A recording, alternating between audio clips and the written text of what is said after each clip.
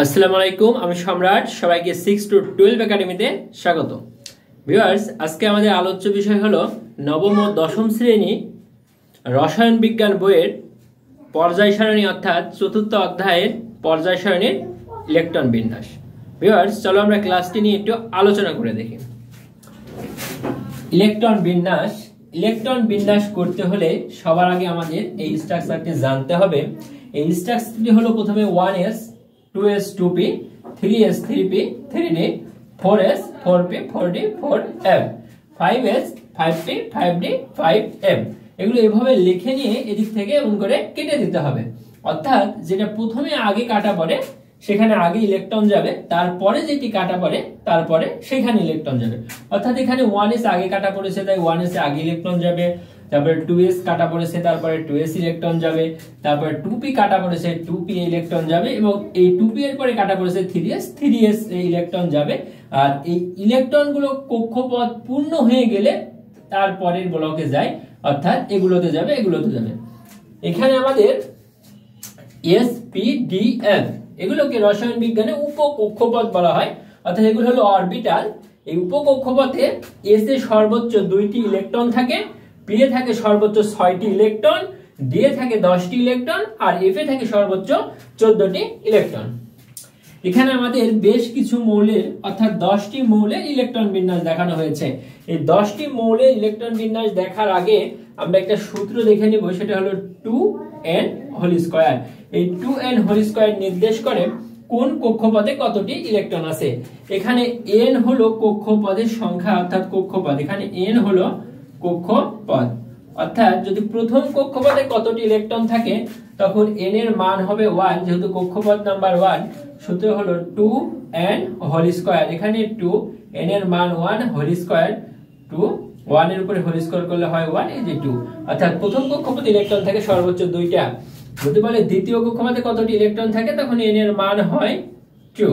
সূত্র হলো 2n whole square. এখানে 2 n এর মান হলো 2 হোল স্কয়ার, 2 এর উপরে হোল স্কয়ার করলে 4, আর এই 4 দুগুণে 8।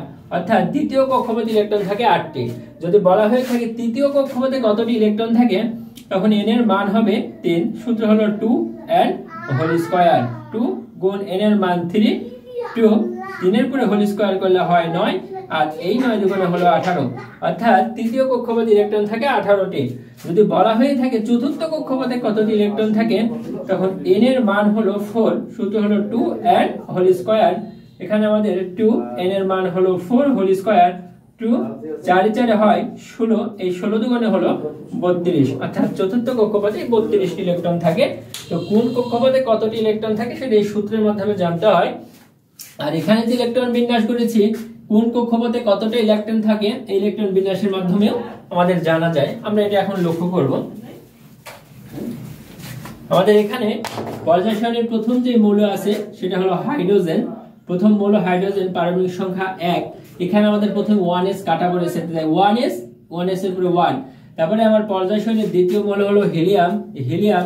এখানে প্রথমে 1s কাটা পড়েছে, হিলিয়ামের পারমাণবিক সংখ্যা 2, 1s2। তারপরে এখানে আমাদের লিথিয়াম পর্যায় সারণীর তৃতীয় মৌল, পারমাণবিক সংখ্যা 3। এখানে 1s কাটা পড়েছে প্রথমে, 1s2, এস এর সর্বোচ্চ ইলেকট্রন থাকে 2টা দিয়ে দিলাম, আর 3 হতে লাগবে একটা। তারপরে কাটা পড়েছে s, আর একটা s এর মাথার উপরে দিলাম, s এর মাথার উপরে থাকে সর্বোচ্চ 2টা, আমরা দিলাম একটা, আরো একটা বাকি আছে, তাই 1s2 2s 1। এখানে 1s 2s, এখানে s ব্লকও বলা যায়, অর্থাৎ 1s ব্লক 2 2s ব্লক 1, এখানে sp ব্লক এভাবে বলা যায়। তারপরে বেরিয়াম পর্যায় সারণীর আমাদের চতুর্থ মৌল। এখানে আমাদের প্রথম কাটা পড়েছে 1s 2, তারপরে কাটা পড়েছে 2s 2, এই 4 1 2, আর এই 2 এ 4। তারপরে বোরন পর্যায় সারণীর 5 নাম্বার মৌল। প্রথমে কাটা পড়েছে 1s এর পরে 2, s এর সর্বোচ্চ 2টা থাকে। তারপরে কাটা পড়েছে 2s এর পরে 2, আমাদের s এর থাকে সর্বোচ্চ 2টা। তারপরে আমাদের 2s এর পরে কাটা পড়েছে 2p, এই 2p এর পরে 1, কারণ আমাদের 5টা হতে হবে 2 2 4 আর একে 5। তারপরে কাটা পড়েছে আমাদের কার্বন পর্যায় সারণীর এটা ষষ্ঠ মৌল। তো পর্যায় সারণীর ষষ্ঠ মৌল, এখানে প্রথমে কাটা পড়েছে 1s এর পরে 2, তারপরে কাটা পড়েছে 2s 2 এর পরে 2, তারপরে কাটা পড়েছে 2p এর পরে 2। তাহলে 2 2 আর 2 3 3 6। এইখানে আমাদের pH সর্বোচ্চ থাকে 6টা, অর্থাৎ p ব্লকে সর্বোচ্চ 6টা ইলেকট্রন থাকে। তারপরে আমাদের পর্যায় সারণীর সপ্তম মৌল হলো নাইট্রোজেন। এখানে প্রথমে কাটা পড়েছে 1s 1s2, তারপরে কাটা পড়েছে 2s 2s2, তারপরে কাটা পড়েছে 2p 2p3। এখানে 2 2 4 আর 3 7, এই 7 নাম্বার মৌল। তারপরে অক্সিজেন পর্যায় সারণীর অষ্টম মৌল। এখানে প্রথমে কাটা পড়েছে 1s 1s2, তারপরে 2s 2s2, তারপরে কাটা পড়েছে 2p 2p4, 2 2 4 আর 4 8। তারপরে ফ্লোরিন, ফ্লোরিন হলো পর্যায় সারণীর নবম মৌল, 9তম মৌল। সেটাতে প্রথমে কাটা পড়েছে 1s, তাই 1s2, তারপরে 2s 2s2, তারপরে 2p 2p5 ফ্লোরিন। 2 4 আর 5 9, এই যে ফ্লোরিনের পারমাণবিক সংখ্যা 9। তারপরে আমাদের পর্যায় সারণীর দশম মৌল হলো নিয়ন। নিয়নে প্রথমে কাটা পড়েছে 1s 1s2, তারপরে কাটা পড়েছে 2s 2s2, তারপরে 2p এই 2p6, 2 2 4 আর 6 10।